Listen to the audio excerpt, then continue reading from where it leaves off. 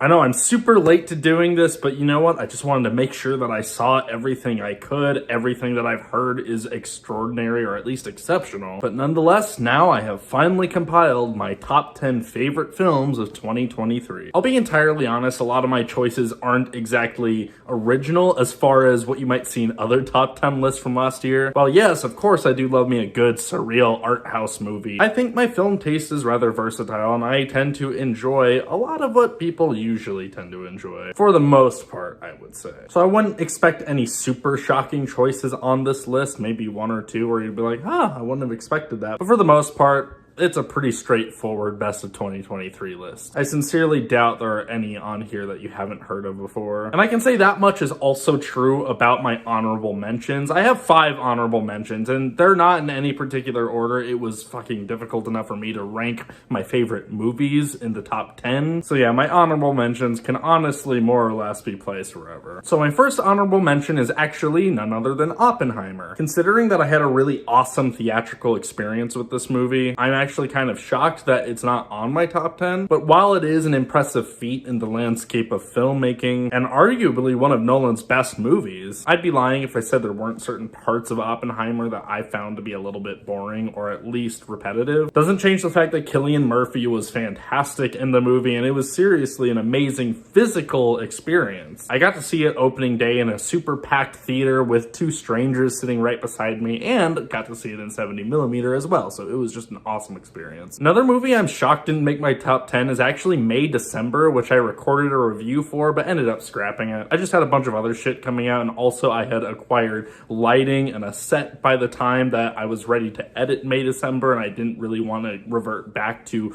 a shittier format just to post another video. But me being the sick, twisted fuck that I am, enjoying shocking movies and whatnot, it's kind of crazy May December didn't make the top 10 because the subject matter, even though you don't really visually see a lot of super shocking stuff, the mere plot of the movie is really, really heavy, honestly. Had some of my favorite performances I saw all year, and like I would say that there are some pretty notable Oscar snubs in the acting category for May December. But yeah, just overall a super well-crafted movie. I really loved it. However, my next honorable mention is a movie I actually did review, and that would be none other than The Boy and the Heron. I love Hayao Miyazaki. I've watched Studio Ghibli movies ever since I was a teenager, and I really love the experience of watching a Studio Ghibli movie, especially in a theater. The Boy and the Heron was by no means one of my favorite Studio Ghibli films, but it was a great experience overall, and it's nice to see such a refined vision from an auteur like Hayao Miyazaki, who has not skipped a beat in terms of filmmaking skill in his long-running career. I also definitely need to mention The Zone of Interest, which is thankfully nominated for Best Picture. I say thankfully because while it is a fucking amazing movie, honestly, it's just the Oscars don't typically go for the super weird esoteric art films, and Zone of Interest truly is like out there as far as art house horror goes, and a Holocaust movie told through that lens I find to be super fascinating and really fresh for the genre. I just feel like I maybe need to see it a couple more times to fully digest every single aspect of it. Also, and this is by no means the movie's fault whatsoever, but when I watched it I was extremely tired, and it is a very slow, quiet, thought-provoking movie. I don't think I was in the best mood for watching a film like that. I still was able to digest it and enjoy it quite a bit, but I still feel like a better viewing experience might enhance the experience of it for me. Surprise, there's actually 6 choices for honorable mentions because somehow I forgot to mention American Fiction. Super funny movie, had maybe one of my favorite scripts from last year. Super happy to see it nominated in that category. It was a very therapeutic watch for me. I felt it took the piss out of all the things I hate about just tropes and storytelling and Hollywood in general. But yeah, it is certainly an honorable mention. Can't believe I forgot it. And my final honorable mention was this close to making my top 10 list, and that is actually Infinity Pool. This latest entry in Brandon Cronenberg's filmography I thought was really great. It came out at the very beginning of the year and managed to stick with me up until the very end. It's just extremely unique and very darkly funny in such a weird way that I haven't seen done before. Also, I just fucking adore Mia Goth with everything in me, and she's a scene stealer. She's a movie stealer. She stole a whole movie. But yeah, really awesome concept, really funny, weirdly Ghibli for being as twisted of a movie as it is, and yeah, thought it was super creative. And now for the moment you've all been waiting for, my top 10 films of 2023. Number 10 is actually Makoto Shinkai's Suzume. Some people have called Makoto Shinkai somewhat overrated as an anime film director, and I can certainly say this, he definitely makes more kind of mainstream appealing blockbuster type anime films. He's gained the most acclaim from the film Your Name, obviously, which the first time I saw Your Name, I absolutely adored it, but it's the kind of movie that doesn't work nearly as well on repeat viewings because it's kind of there to give you that roller coaster of emotions and you're supposed to be shocked and react to certain twists and turns in the movie. But the more you watch it, the more you realize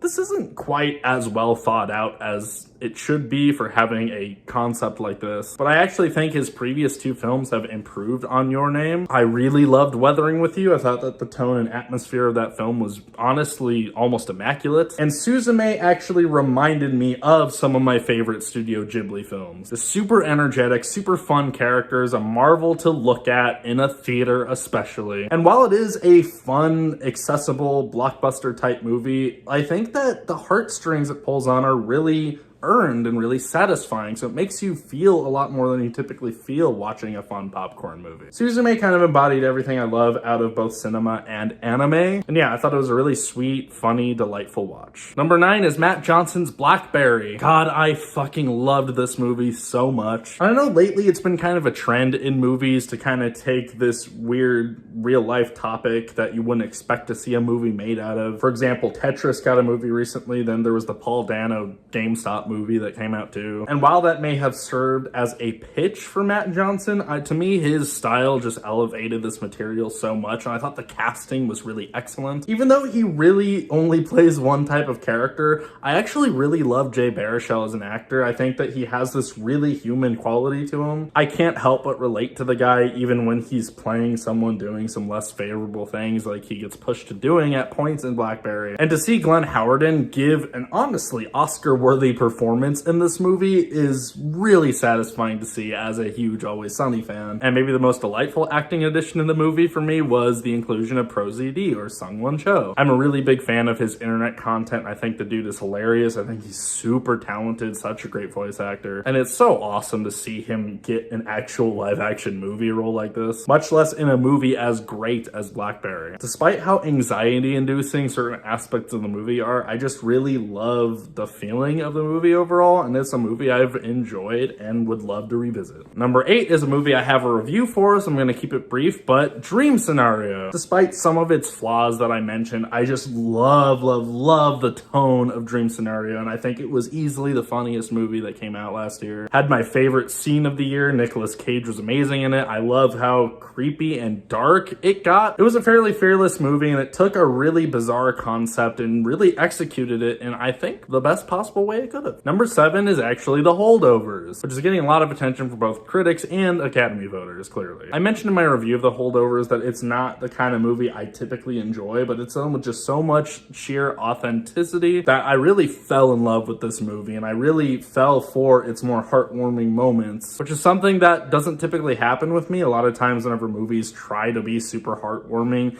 I kind of end up rolling my eyes a bit, but it was just so earned in this movie, and the characters were so great, the performances were spot on. I think everything about The Holdovers works extremely well. I really loved that movie. A lot more than I thought I was going to love it, and I don't know why I'm so surprised. It's a pretty acclaimed film, but yeah, I just ended up really adoring it. Few movies this year were as purely soul-crushing as The Iron Claw. I think this is the most snubbed movie in the Oscars for sure. The fact that Bradley Cooper is nominated for Maestro, but Zac Efron is not nominated for the fucking Iron Claw, I think is an unforgivable sin. But you know, the Oscars are bullshit. They've always been bullshit, so who cares? I actually went into this movie not knowing the real-life stories, so whenever certain things were happening, I was like, holy fuck! And yeah, I heard that not every aspect of it is completely accurate. Apparently, they left one of the brothers out, which is really weird. But this was just a truly phenomenal movie, and it was one of those movies where I had to violently pee for the second half of it. Yet despite that, I wasn't even thinking about that affliction I was stuck with. Instead, I was just completely engrossed in the emotionally gripping narrative that this movie had to offer. I think the ending of this movie was incredible and one of the sweetest things I've ever seen for being such a dark movie. Yeah, this movie actually kind of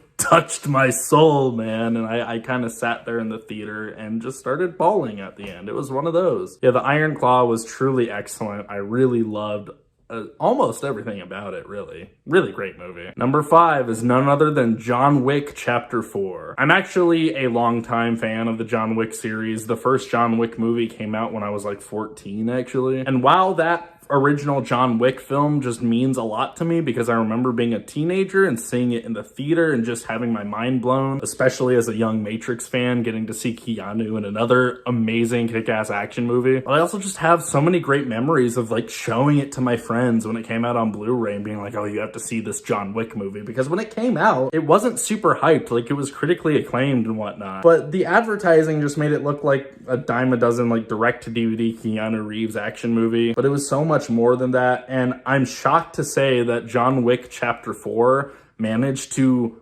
become so much better than that first movie. It truly is like one of the best action movies I think I've ever seen. It's really wonderful, perfect culmination of the whole series, and getting to see it in the theater on opening night with my buddy who I showed the original to on Blu-ray when we were in middle school really just felt like it came full circle, and it was just such a great experience. I know that they have plans to continue the franchise from here, but God, I just think that this was the perfect note to end the series on, and I really don't want them to tamper with it. Such an original choice, I know, but number 4 is Spider-Man Across the Spider-Verse. When the first Spider-Verse came out in theaters, like that was a moment for me as both a movie fan, but also as someone who grew up reading comic books, where I was astonished that we had something that good, that a Spider-Man movie could reach those heights of excellency. But whenever they started promoting Across the Spider-Verse, I found myself trying to kind of ignore the fact that it was coming out because I was scared. I figured there was absolutely no way it could ever live up to that first movie, but somehow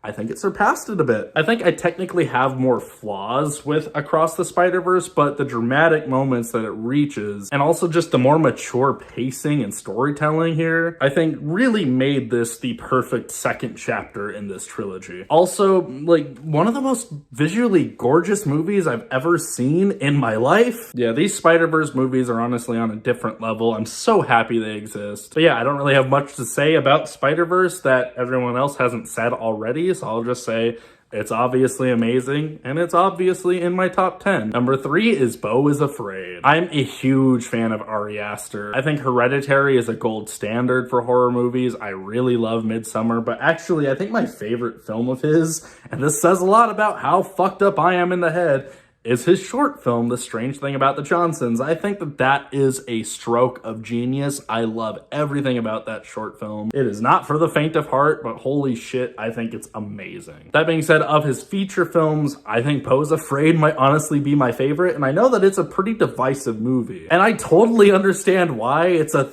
3-hour-long anxiety epic that admittedly has some uneven pacing and plays out in a fairly episodic tone, but I just deeply connected with this movie, and I like that it used topics like anxiety and self-guilt and played it off in just this darkly comedic way. In case you can't tell, I have a horribly dark sense of humor. Beau is Afraid was right up my alley. I think that it is an amazing example of modern filmmaking, and I loved it way more the second time I saw it too. I think that this is a movie that gets better with multiple rewatches. That being said, I also understand watching this movie once and never wanting to revisit it because it's a fucking lot. But for a while, I was dead set on this being my favorite of the year. It just so happens that there were 2 others that affected me more. Yeah, I really connected with Beau is Afraid, not just on the weird art house film fan level, but as someone who struggles with anxiety and struggles with having a terrible guilt complex. I thought that it was really accurate with what it was showing through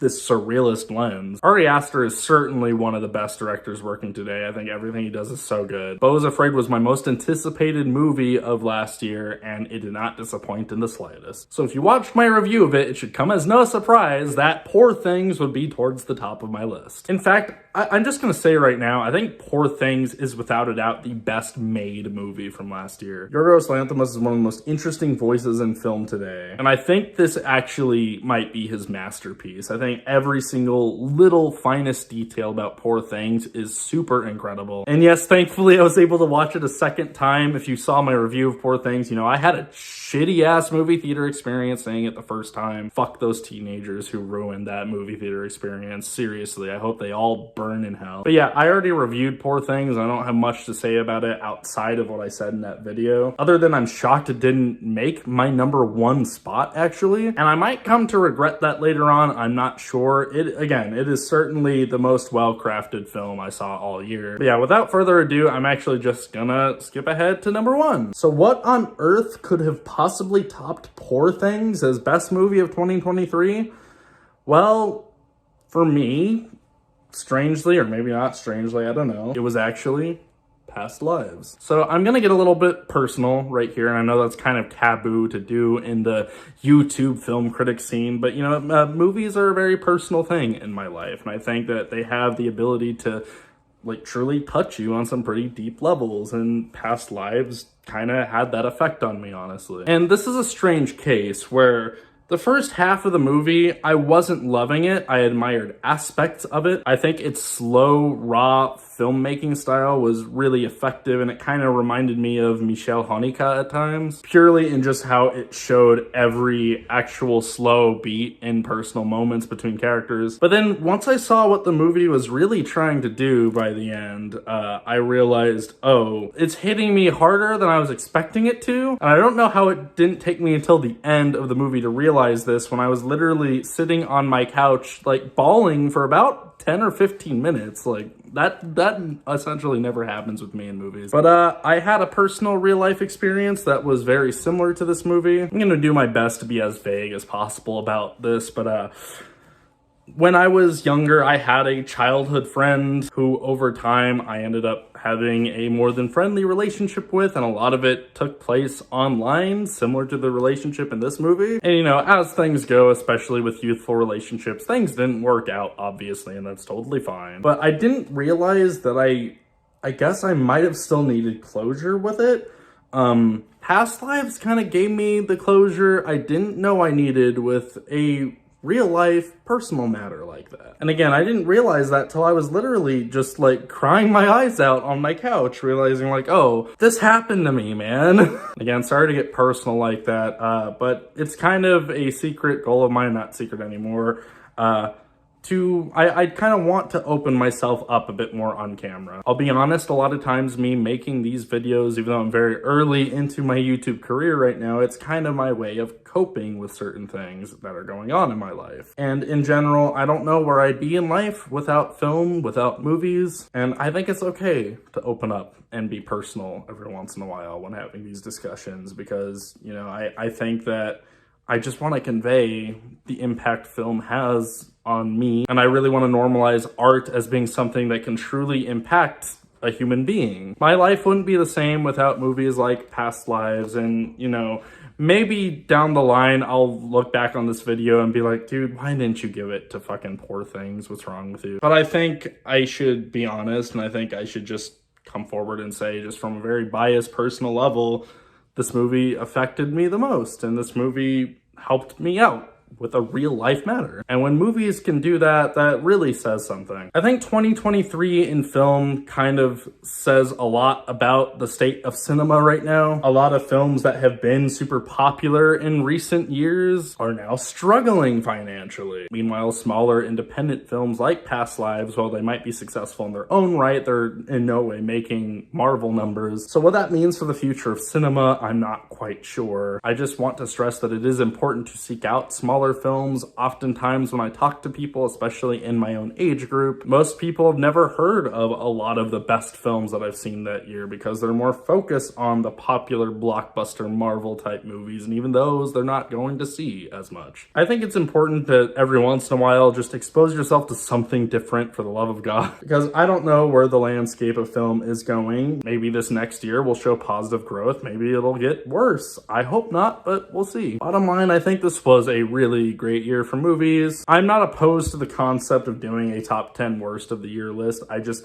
didn't pursue enough movies that I thought looked like shit to have seen, but I didn't start going to see movies I wouldn't have seen otherwise until I started doing this channel. And yeah, so far, like, having started this channel, my life has become a bit better, honestly. Even though I don't really get many views or anything, this just gives me something to do. And yeah, if you've liked one of my videos or left a comment or something, thank you so much. They seriously make my whole day sometimes. And yeah, I hope 2024 in film ends up being at least as good as 2023. I'm very hopeful for that, and I'm very hopeful for this channel. I hope that I get to see more great movies, and I hope I get to make some more at least decent videos. Yeah, thank you guys for watching so much. Really appreciate it, and I hope you enjoy 2024.